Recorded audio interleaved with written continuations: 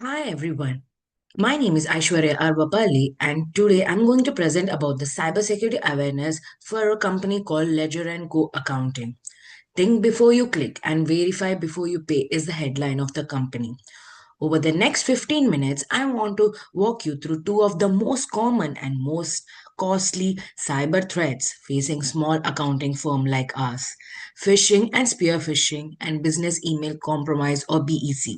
These aren't abstract IT problems, they target the exact things we do every day: opening a client's email and moving a client's money. This isn't a look at the true threats that could genuinely cost the firm real money and real client trust. And I'll be using realistic business specific scenarios throughout rather than generic warnings. By the end, my goal is that you can spot the warning signs in about 10 seconds and know exactly what to do next.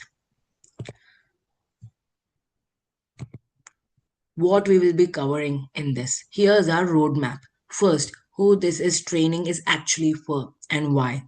Then why this matters specifically to us at Ledger & Co, including some real numbers on how much these attacks are costing businesses like us. From here, topic 1, phishing and spear phishing.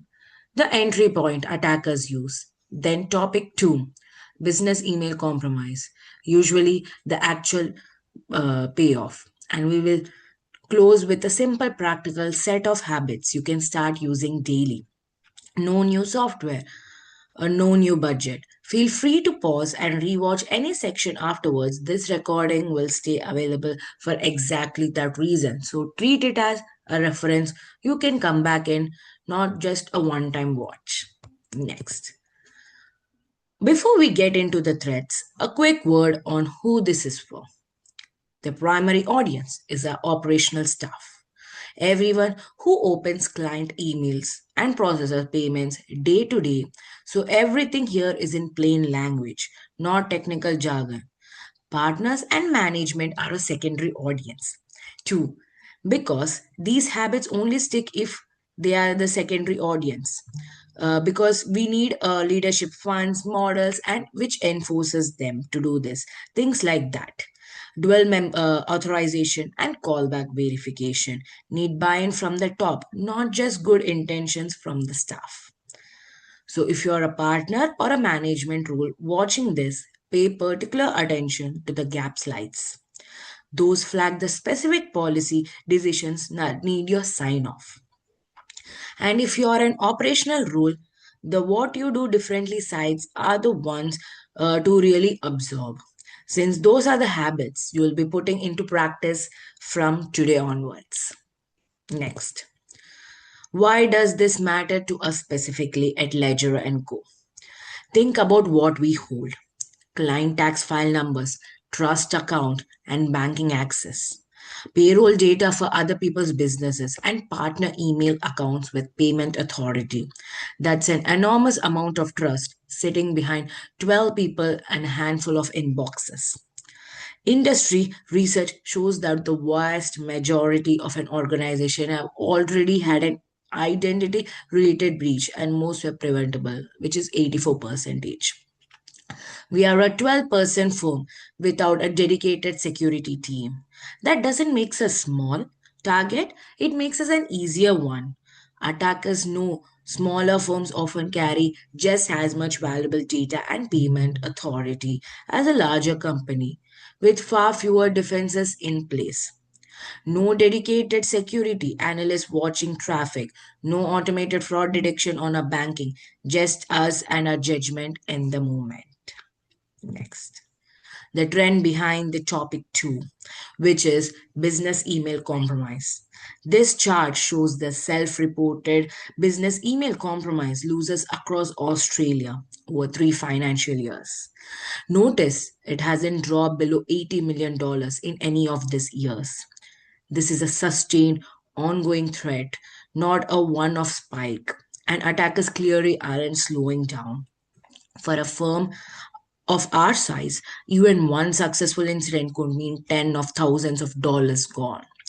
Plus, the damage to a client relationship when their money doesn't arrive, and these are only the reported losses. The real number is almost certainly higher, since plenty of businesses never report an incident at all. Keep this chart in mind as we move on further into the topic too shortly, because everything we'll cover is designed specifically to stop us from becoming one of these statistics. Next, why only these two threads and not others? We screened them from against the others from the same research, like the ransomware, insider threat, and SQL injection. Phishing and BAC scored highest on both likelihood and impact for a firm of our size. They exploit the email based workflows we use every day to move client money. Ransomware usually needs a phishing email to get started anyway. Insider threat is likely in a close knit 12 people person team, and SQL injection targets web applications. We don't operate which in our house, which is in our firm. So this wasn't a random quick. It's the true threats the evidence says deserve our much attention first, given exactly who we are and how we operate day by day. Next, topic one, phishing and spear phishing. This is where nearly every serious attack we are going to talk about today actually begins. What is phishing and spear phishing? Phishing is the mass, generic version, cast a wide net, hope someone bites. Spear phishing is targeted. The attacker has done some homework, so the email references a real client, invoice, or a staff name, which makes it far more convincing and far harder to catch at a glance. Accountants are prime targets for three reasons. We handle predictable, high value transactions. Our staff names and titles are public on our website or LinkedIn. And tax season creates a built in urgency attackers deliberately exploit. Because urgency is exactly what makes people skip the careful checks they would normally do. Keep both of these definitions in mind because we will referring back to them throughout the rest of this training. Next, how the attack happens. Step 1, research. Often just our own public website and LinkedIn profiles. Step 2, the attacker crafts a convincing message, a spoofed domain, familiar tone, urgent subject line. Step 3, they deliver it, sometimes with a malicious link, sometimes with an infected attachment disguised as an invoice or a form. Step 4. If someone clicks, credentials get harvested or malware gets installed quietly. Notice the entire chain depends on that one click at step 4. Break that link and the attack fails, which is exactly why the habits we will cover shortly matter much more. A simple pause at the moment one is enough to stop the entire chain and tracks. Next, here is a realistic scenario for us. During peak tax launchment week, a bookkeeper gets an email that looks like it's from ATO, warning a client's launchment will be rejected unless a form is urgently reviewed within 2 hours. The sender domain is one character off. It references a real client and creates time pressure. Ask yourself honestly, would you catch this on a busy Tuesday afternoon in the middle of tax season, with 15 other emails also demanding your attention? Most people wouldn't. And that exactly is the point. If clicked, it leads to a fake login page that harvests real credentials, handling the attacker access to the mailbox, including any client data or saved banking details sitting inside it. And from there, as we will see in topic 2, the access can be used to launch an even much more damaging follow-up attack. Next, our current gap. So, where are we exposed right now? We have never run stimulated phishing training. So, the first realistic test many of us see could be the real thing. We don't have a clear reporting channel, so suspicious emails often just get deleted quietly instead of warning the rest of the firm. And there's a common assumption that IT spams filter catches everything. But spear phishing is specifically designed to slip past filters. And these three gaps together mean we are currently relying on luck more than we would like to admit, rather than a deliberate tested process. So, what changes we can do from today? Three habits, none of them costing us anything. Check the sender's actual domain, not just the display name displayed on the screen. One wrong letter hidden in a long domain name is usually the single biggest tell that something is wrong. Pause on urgency. Legitimate requests rarely need action within minutes or hours. And report anything suspicious to a shared address so the whole firm is warned, rather than each of us discovering it separately. We will also introduce quarterly stimulated phishing tests. So this becomes muscle memory rather than something we think about once during a training video and then quietly forget a month later. Now, let's move on to the topic two, business email compromise, just shortened to BEC.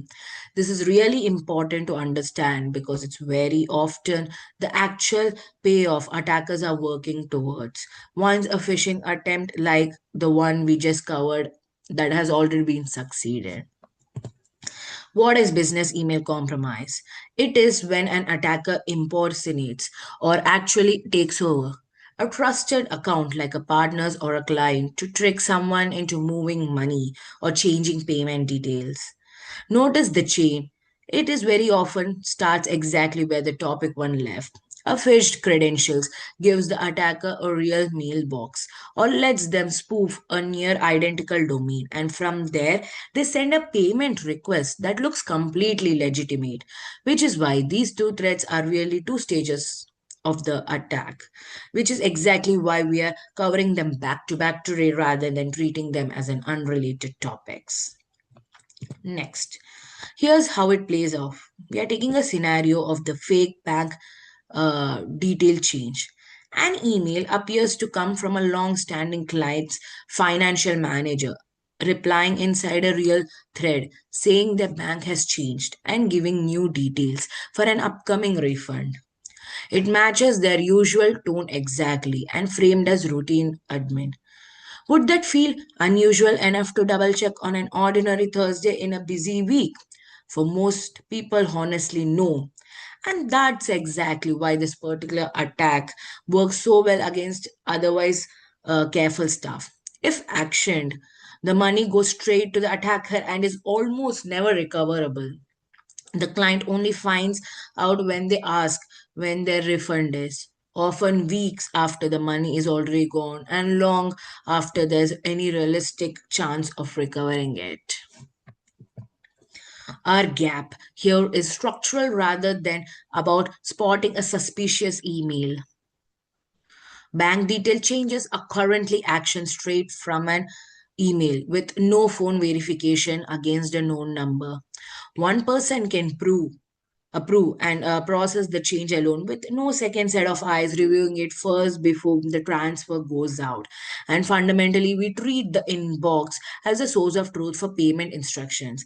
When any request to change where money goes, no matter how convincing or familiar the message looks on the screen, who it appears to be from, or how long we have worked with the client. So the three habits again, this time around payments. Verify any bank detail change by phone on a number you already have on the file, never one supplied in the email itself. Require dual authorization. So any bank detail change needs sign off from two people before it's flagged always, and treat urgency plus a money request as an automatic red flag always. That combination is the signature pattern. If a message combines both, treat it as a high risk until you have verified it by phone. No exception even for our longest standing clients. Let's bring it together into three words: stop, verify, confirm. Stop when you feel urgency around the money, logins, or client data. That's the signal to slow down. Verify. Check the sender's real domain and phone, verify, and any bank change. Confirm. Report anything suspicious, even if you are only half sure. Nobody will think less of you for flagging something that turns out to be true also. None of this needs new software or budget. That small pause is genuinely the cheapest, most effective control we have available to us, and it costing nothing to start it from today. Before we wrap up, here's where to report anything suspicious, who to contact for the IT support, and heads up that quarterly phishing simulations are rolling out next quarter. So don't be embarrassed if stimulated one catches you. That's the entire point. This recording will also be saved for the new starter onboarding. Thanks for today. Thanks for your time. And please don't hesitate to bring back the questions. There's no such silly question when it's come to protecting the client money. Thank you.